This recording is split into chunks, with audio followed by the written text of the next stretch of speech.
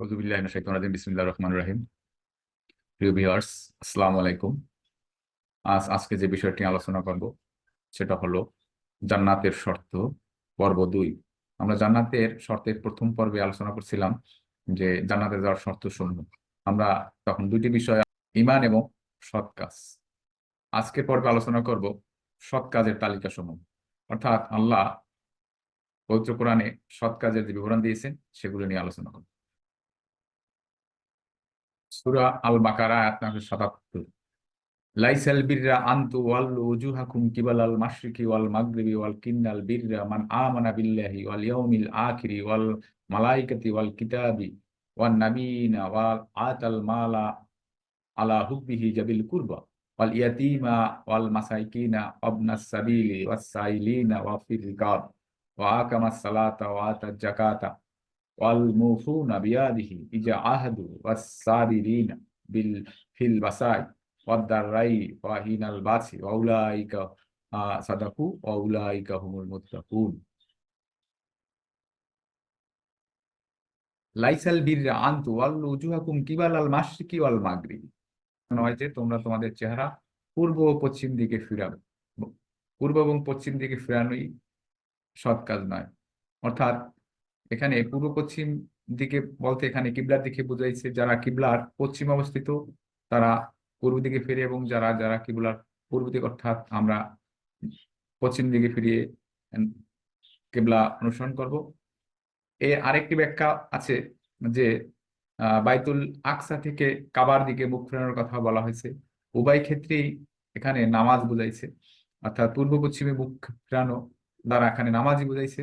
নামাজ একটা অতি গুরুত্বপূর্ণ ইবাদত। নামাজের মাধ্যমে আল্লাহর সান্নিধ্য লাভ করা যায়। এখানে অতি গুরুত্বপূর্ণ একটা ইবাদত, সত্ত্বেও আল্লাহ এটা সৎ কাজের তালিকায় রাখেননি। ওয়ালাকিন্নাল বিররা মান আমানা বিল্লাহি ওয়াল ইয়াউমিল আখিরি ওয়াল মালাইকাতি ওয়াল কিতাবি ওয়ান নাবিয়িনা।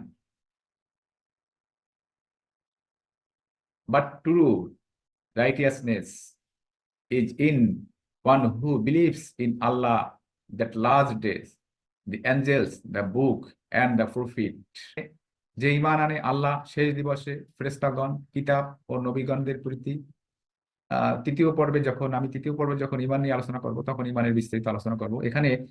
এখানে যে ঈমান আনে শেষ দিবসে, ফেরেশতাগণ, কিতাব ও নবীগণদের প্রতি ঈমান আনে, এটা এখানে যে আমাদের 7টি অব্লিগেটরি বিলিফস কথা বলেছেন, এখানে সেই বিশ্বাস আনাও এখানে ঈমান, এখানে ঈমান আনাও সৎ কাজের অন্তর্ভুক্ত। এখানে এটা সৎ কাজের অন্তর্ভুক্ত বলছেন। ঈমানের ভিডিওতে তৃতীয় পর্বে আমি এটা বিস্তারিত আলোচনা করব। ওয়াল ওয়াল আতাল মালা আলা হুব্বিহি জাবিল কুরবা ওয়াল ইয়াতীমা ওয়াল মাসাইকিন।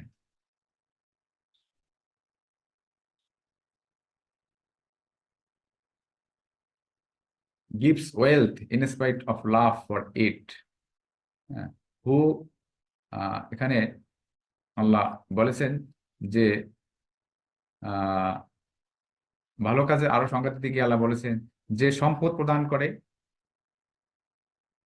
তার প্রতি আসক্ত সত্ত্বেও, হ্যাঁ, গিভস ওয়েলথ যে প্রদান করে in spite of love for it, অর্থাৎ যে সম্পদ ব্যয় করে, যে সম্পদ ব্যয় করে, হ্যাঁ, এবং সেই সম্পত্তির প্রতি আসক্ত থাকা সত্ত্বেও।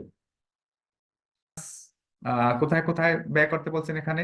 এখানে বলছেন তার নিকটাত্মীয়গণকে, ইয়াতিম, অসহায়, মুফাসির ও প্রার্থনাকারীদের, এবং দাস মুক্তিতে। এখানে প্রার্থনাকারী যে সাহায্য চায় বা যে সাহায্য প্রার্থনা করে, এবং বন্দি মুক্তিতে বা দাস মুক্তিতে। এটা আমি আবার বলছি, ওয়াল আতাল মালা আলা হুব্বিহি জাবিল কুরবা ওয়াল ইয়াতীমা ওয়াল মাসাকিন, মানে যে সম্পদ প্রদান করে তার প্রতি আসক্ত সত্ত্বেও নিকটাত্মীয়গণকে, ইয়াতিম, অসহায়, মুফাসির ও প্রার্থনাকারীদের। হ্যাঁ, এখানে যাদের প্রতি আল্লাহ দান করতে বলছেন, যে আত্মীয়, নিকটাত্মীয়গণকে, ইয়াতিম, অসহায়, মুসাফির ও প্রার্থনাকারীকে, এবং বন্দি মুক্তিকে।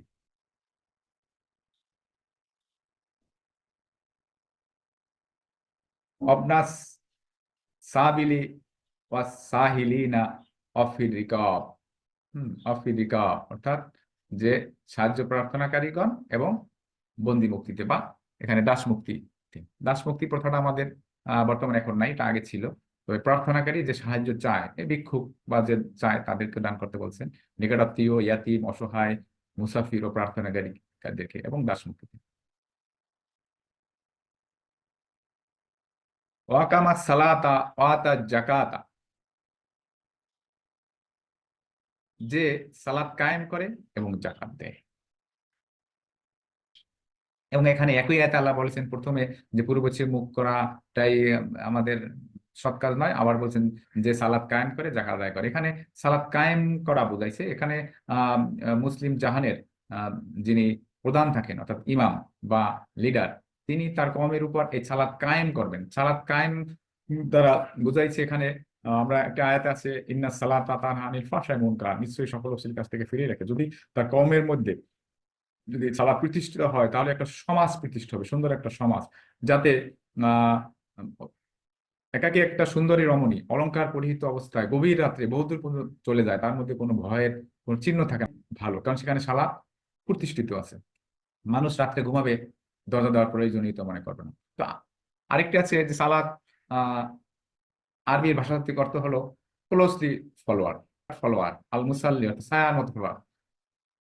আরবি সালা শব্দের, আকিমুস সালা শব্দের ভাষাতত্ত্ব অর্থ হলো আল্লাহর বিধিনিষেধ ছায়ার মতন অনুসরণ করা।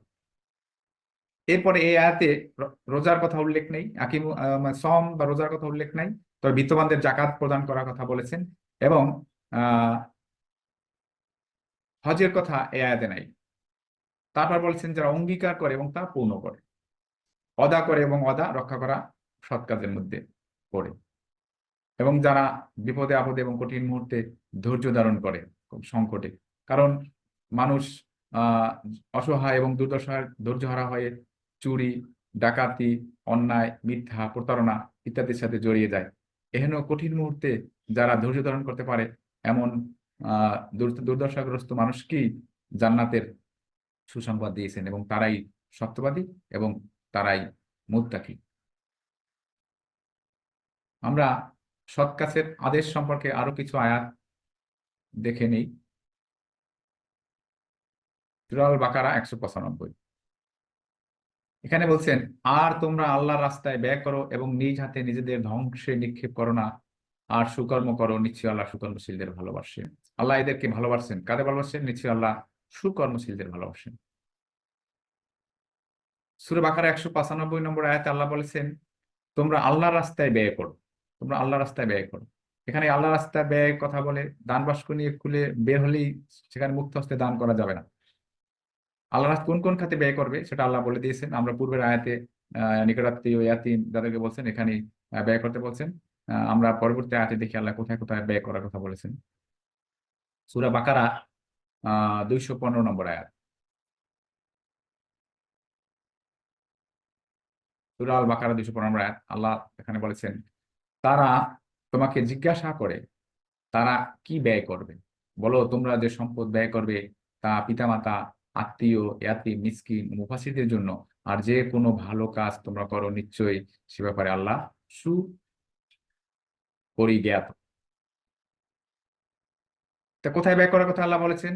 যে তোমরা ব্যয় করবে পিতামাতা, আত্মীয়, ইয়াতীম, মিসকিন এবং মুফাসসিরদের জন্য, আর যে কোনো ভালো কাজ করো, তোমরা করো, সেটা নিশ্চয়ই আল্লাহ এ ব্যাপারে জ্ঞাত আছেন। আচ্ছা, আমরা আরেকটা আয়াত দেখে নেই। সূরা আল বাকারা 262 নম্বর আয়াত।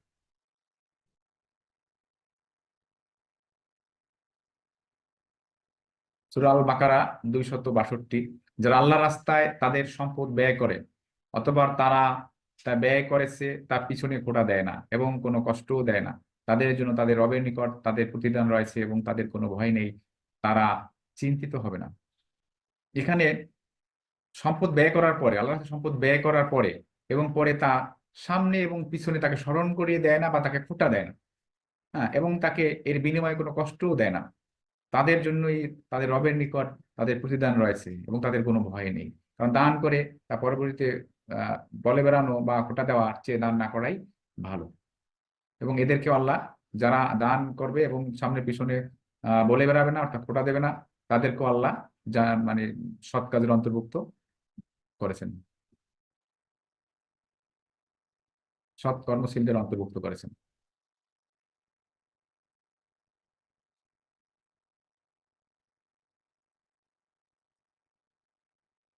সূরা আল বাকারা 274।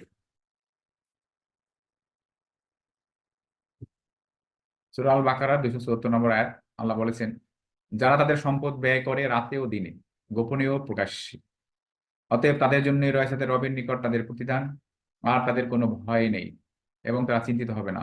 Those who spend their wealth in Allah's way, যারা তাদের সম্পদ আল্লাহর পথে ব্যয় করে, by night and by day, দিনে এবং রাত্রে, সেক্রেটলি অ্যান্ড পাবলিকলি, গোপনে এবং প্রকাশ্যে, তাদের জন্য রয়েছে তাদের রবের নিকট তাদের প্রতিদান, আর তাদের কোনো ভয় নেই এবং তারা চিন্তিত হবে না। অর্থাৎ রাত্রেও দান করতে পারে ও দিনেও দান করতে পারে, গোপনে দান রাতে এবং দিনে, গোপনে প্রকাশ্যে, এটাই সৎকর্ম আল্লাহ রেখেছেন সৎকর্মের তালিকায়।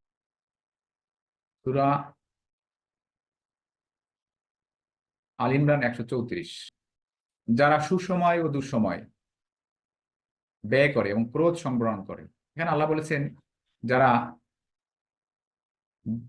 সুসময় ও দুঃসময় ব্যয় করে এবং ক্রোধ সংবরণ করে, who spend during ease and hardship, সুসময় এবং দুঃসময়, যারা দান করে এবং তাদের ক্রোধ সংবরণ করে এবং মানুষকে ক্ষমা করে, আর আল্লাহ সৎকর্মশীল ভালোবাসে। এখানে সুসময় এবং দুঃসময় বলছে এখানে সচ্ছল এবং অসচ্ছল অবস্থায়। তার একটা ব্যাখ্যা আমরা বলতে পারি, যারা সচ্ছল এবং অসচ্ছল অবস্থায় দান করে। সচ্ছল অবস্থায় দান করা খুবই সহজ, তবে অসচ্ছল অবস্থায় দান করা খুবই কঠিন।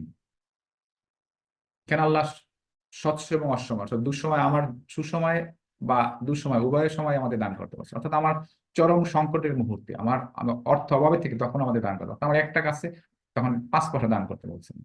আর বলছেন কি, ক্রোধ সংবরণ করতে, আমার রাগ নিয়ন্ত্রণ করতে, ক্রোধকে নিয়ন্ত্রণ করতে, আর মানুষকে ক্ষমা করে দিতে। আর আল্লাহ সৎকর্ম ভালোবাসেন। এখানে আল্লাহ ক্রোধ সংবরণ এবং রাগ ক্ষমা করতে বলছেন যে আমরা যারা আমার অধীনস্থ, যাদেরকে আমি, যাদের উপর আমার রাগ করা যৌক্তিক, যাদের উপর রাগ করতে পারি, তাদেরকে নিঃশর্তভাবে ক্ষমা করে দিতে বলছেন। কিন্তু আমরা দেখা যায় ক্ষমা করি তাদেরকে যাদের প্রতি আমি রাগ করলে বা ক্রোধ করলে আমার চাকরি চলে যেতে পারে অথবা আমি মার খেতে পারি, তখন আমরা রাগ সংবরণ করি, কিন্তু তখন কোনো ফজিলত নেই।